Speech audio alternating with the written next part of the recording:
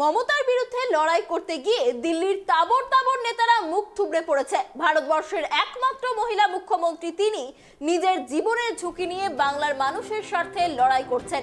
নিজের জীবন বিপন্ন করে লড়াই করছেন তিনি, কিন্তু আত্মসমর্পণ করেননি, মাথা নত করেননি, কারোর কাছে মেরুদণ্ড বিক্রি করেননি।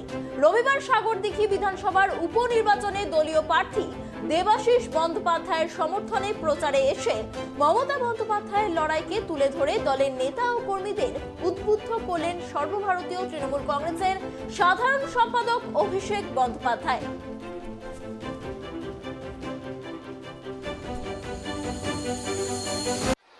দেখুন দেখুন কংগ্রেসের প্রার্থী, তোলো ছবি, তোলো ছবি।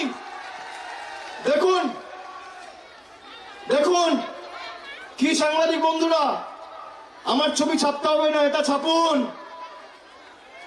আমাদের কারোর ছবি ছাপতে হবে না। রাম বাম চড়ে চড়ে মাস্ততো ভাই। এক মাস আগে এখানে সভা করে বিজেপির বিরোধী দল নেতা বলেছে যে সনাতনী হিন্দু বুথগুলোতে বিজেপি যাতে যেতে সেটা তো আমি করব, কিন্তু সংখ্যালঘু বুথে যাতে জোড়া ফুল না ফোটে তার ব্যবস্থাও আমি করে এসেছি। আমি বলছি না, শুনবেন? শুনুন শুনুন।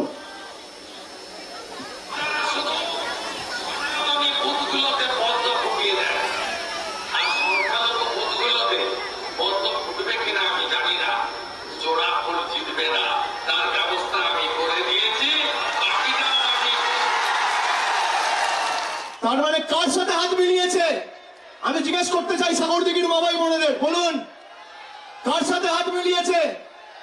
কার সাথে? মির্জাপুরের নাম কি? মির্জাপুরের নাম কি? মির্জাপুরের নাম কি?